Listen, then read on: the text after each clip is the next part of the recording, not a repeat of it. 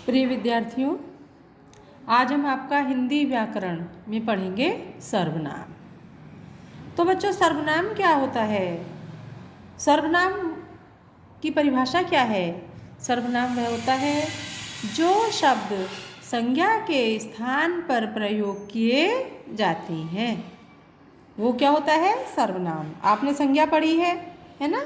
तो संज्ञा तो आपने पढ़ ली है, समझ लिया है, लेकिन संज्ञा के स्थान पर जो शब्द प्रयोग किए जाते हैं वो सर्वनाम होता है। जैसे राम जाता है, तो इसमें संज्ञा क्या है? राम।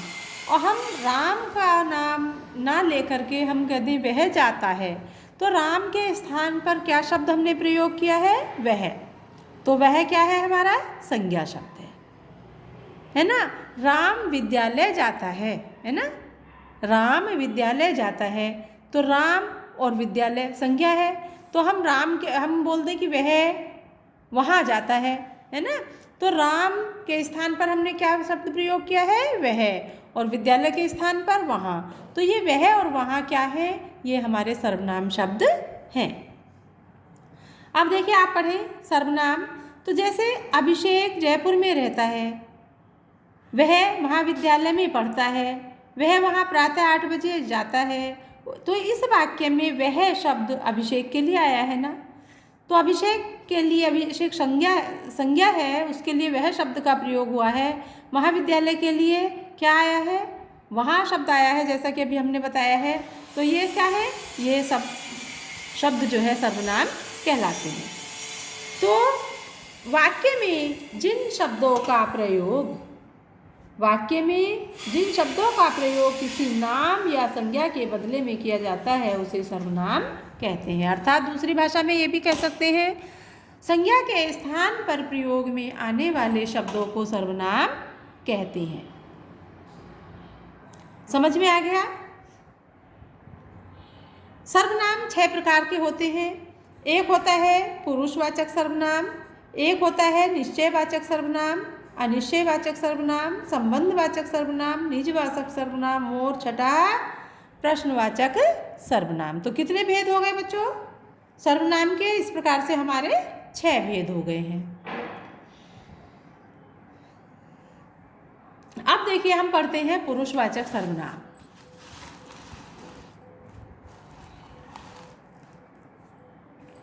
पुरुषवाचक सर्वनाम यानी जो सर्वनाम बोलने वाले और सुनने वाले, जो शब्द बोलने वाले और सुनने वाले या अन्य किसी व्यक्ति के नाम के बदले में बोले जाते हैं, वो होता है पुरुषवाचक सर्वनाम। केवल आपको इतना याद रखना है, जो सर्वनाम बोलने वाले, सुनने वाले या अन्य किसी व्यक्ति के नाम के बदले में बोले जाते हैं उसे पुरुषवाचक सर्वनाम कहते हैं। तो पुरुषवाचक सर्वनाम 3 प्रकार के होते हैं। एक होता है हमारा उत्तम पुरुष, एक होता है मध्यम पुरुष और एक होता है अन्य पुरुष। उत्तम पुरुष कौन सा होता है? बोलने या लिखने वाला अपने लिए इन सर्वनाम का प्रयोग करता है। जैसे मैं, हम दोनों, हम सब, ये सब क्या है? ये है उत्तम पुरुष। दूसरा आता है मध्यम पुरुष, सुनने वाले के लिए प्रयोग में आने वाला सर्वनाम, जो सुनने वाला होता है वो क्या? जैसे तू, तुम, आप, तुम दोनों, हम दोनों, है ना? सॉरी, तुम दोनों, तुम सब, तू, आप, इनके लिए होता है ये मध्यम पुरुष। तीसरा है अन्य पुरुष। अन्य पुरुष कौन सा होता है? जो अन्य व्यक्ति जिसके संबंध में कोई कथन किया जाए या लिखा जाए वह अन्य पुरुष कहलाता है। जैसे वह, वे दोनों, वे सब, है ना? ये क्या होता है? अन्य पुरुष होता है। जैसा कि नाम से ही आपको लग रहा है अन्य है ना, तो वह तो अन्य ही हो गया। वे दोनों, वे सब, ये सब क्या है? अन्य पुरुष के अंतर्गत आएंगे। जैसे मैं जल्दी घर जा रहा हूँ, तुम भी स्नान करके आ जाना, है ना?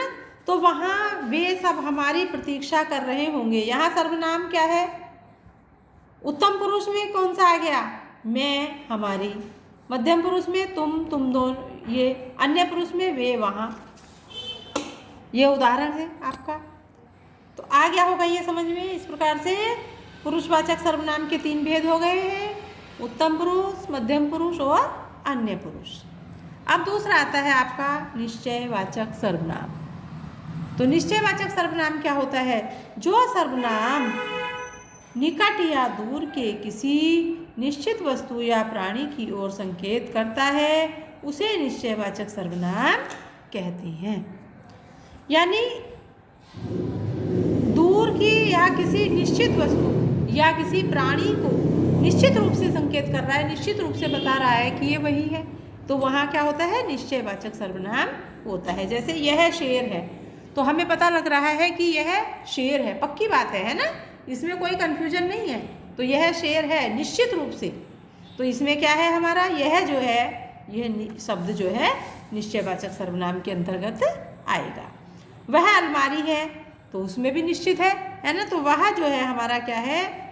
निश्चयवाचक सर्वनाम है। समझ में आ गया? दूसरा आता है अनिश्चयवाचक सर्वनाम, जिसमें कोई निश्चितता ना हो, है ना, जिस सर्वनाम से किसी निश्चित प्राणी या वस्तु का बोध नहीं होता है। जिससे किसी निश्चित वस्तु या प्राणी का बोध नहीं होता है, वो होता है निश्चयवाचक सर्वनाम। जैसे कोई आ रहा है, इसमें कोई जो है निश्चय नहीं है, कोई भी हो सकता है, तो ये अनिश्चयवाचक है। पानी में कुछ पड़ा है, तो इसमें कुछ शब्द क्या है? ये अनिश्चयवाचक सर्वनाम है, क्योंकि इससे हमें कुछ समझ में नहीं आ रहा है कि निश्चित नहीं है कुछ भी, इसलिए ये अनिश्चयवाचक है।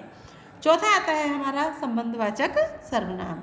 किसी वस्तु या प्राणी से संबंध प्रकट करने वाला सर्वनाम संबंध सर्वनाम कहलाता है। जिससे किसी प्राणी या वस्तु का आपस मतलब संबंध प्रकट होता है ना, वो होता है संबंधवाचक।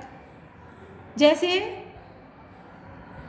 जो जिसने संबंधवाचक सर्वनाम है, जो जिसने ये शब्द आ जाते हैं, है ना। जो करेगा सो भरेगा, तो इसमें जो सो, है ना, ये क्या है? संबंधवाचक सर्वनाम है। जो परिश्रम करेगा वह परीक्षा में पास होगा, तो जो परिश्रम करेगा, इसमें संबंध वह, जो और वह का संबंध जुड़ गया है ना। जो परिश्रम करेगा वह परीक्षा में पास हो जाएगा, तो ये क्या है हमारे? ये संबंधवाचक सर्वनाम है। जिसने यह किया वह यहाँ आए, जिसने पुस्तक पढ़ ली है वह खड़े हो जाए, जिसने याद किया है वह टीचर को सुनाए। तो जिसने यह जो है इसमें संबंधवाचक सर्वनाम आ गया आपका। अब तो अगला को है हमारा प्रश्नवाचक सर्वनाम। प्रश्नवाचक सर्वनाम में क्या होता है? जो सर्वनाम प्रश्न पूछने के लिए प्रयुक्त होते हैं उन्हें प्रश्नवाचक सर्वनाम कहते हैं। इसमें प्रायः क्या, किसने, कौन आदि का प्रयोग किया जाता है। जैसे इस टोकरी में क्या रखा है, तो इसमें लग रहा है इसमें क्वेश्चन किया गया है ना, तो ये हमारा प्रश्नवाचक सर्वनाम है। यह कठिन काम किसने किया, तो इसमें भी पूछा गया है, प्रश्न किया गया है ना। तो यह कठिन काम किसने किया, यह इसमें प्रश्नवाचक सर्वनाम है। ठीक है। यहाँ कौन आया, तो इसमें भी कौन शब्द से प्रश्नवाचक सर्वनाम के स्पष्टीकरण हो रहा है। तो इनमें क्या है? किसने, कौन, किसी संज्ञा के बदले में प्रयोग हुआ है, इसलिए यहाँ प्रश्नवाचक सर्वनाम है। और अगला छठा है हमारा निजवाचक सर्वनाम। जिन सर्वनामों का प्रयोग कर्ता के लिए स्वयं के अर्थ में करता है उन्हें निजवाचक सर्वनाम कहते हैं। जैसे स्वयं, अपने आप, खुद, उदाहरण, है ना, ये ऐसे हैं। जैसे स्वयं, अपने आप, खुद, है ना, ये क्या है हमारे? निजवाचक, यानी इसमें निजता, अपनापन प्रकट हो रहा है, अपने लिए किए जा रहे हैं। मैंने मेरे कपड़े स्वयं धोए हैं, तो मैंने ये अपने लिए किया गया, निजवाचक। निज माने अपना, है ना, तो इसमें हमारा निजवाचक सर्वनाम है। वह अपने आप यहाँ आया था, इसमें निजवाचक सर्वनाम है। तो इस प्रकार से हमारे सर्वनाम कितने हैं? 6। कौन कौन से? एक पुरुषवाचक हमने पढ़ाया आपको, एक निश्चयवाचक, दूसरा अनिश्चयवाचक, तीसरा संबंधवाचक और चौथा प्रश्नवाचक, छठा निजवाचक सर्वनाम। तो इस प्रकार से हमारे सर्वनाम हो गए 6।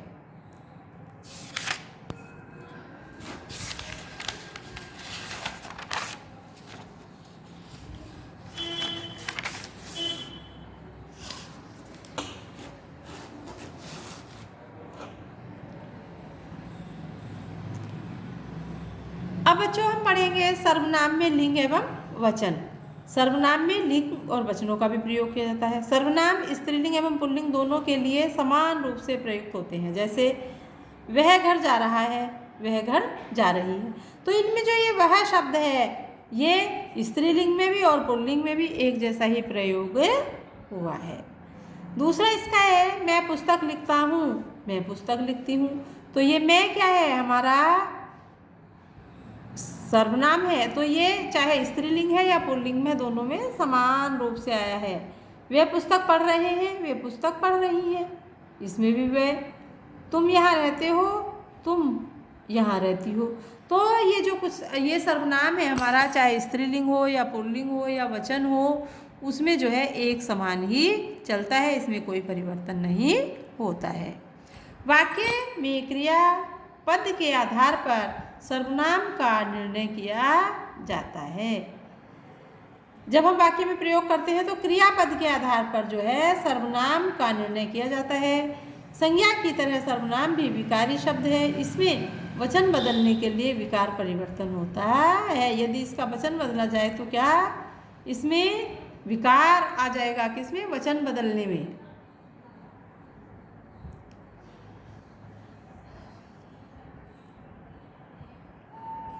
जैसे एक वचन में है, अभी बताया, मैं, तू, वह, हम, तुम दोनों, तुम सब, यानी ये तीनों पुरुष है, उत्तम पुरुष, मध्यम पुरुष और अन्य पुरुष में। एक वचन में अलग है और बहुवचन में अलग है। एक वचन में मैं और बहुवचन में हम।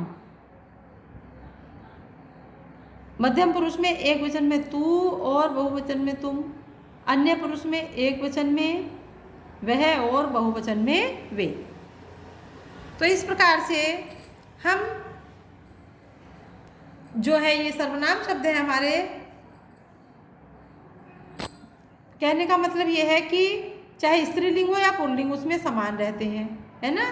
और संज्ञा की तरह सर्वनाम ये विकारी हैं, इनमें वचन बदलने के लिए विकार परिवर्तन हो जाता है।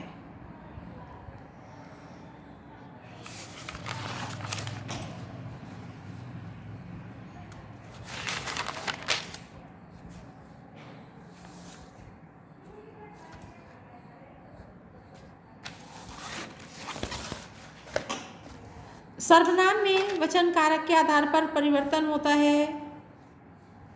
वचन किसके? कारक के आधार पर। जैसे मैं, हम, मुझे, मेरा, हमारा। पुरुषवाचक सर्वनाम में परसर, का, की, के, गागी, गे, रारी, रे होता है ना। और जिस संज्ञा के बदले में सर्वनाम का प्रयोग होता है, उस सर्वनाम का लिंग वचन भी उसी के अनुसार होता है।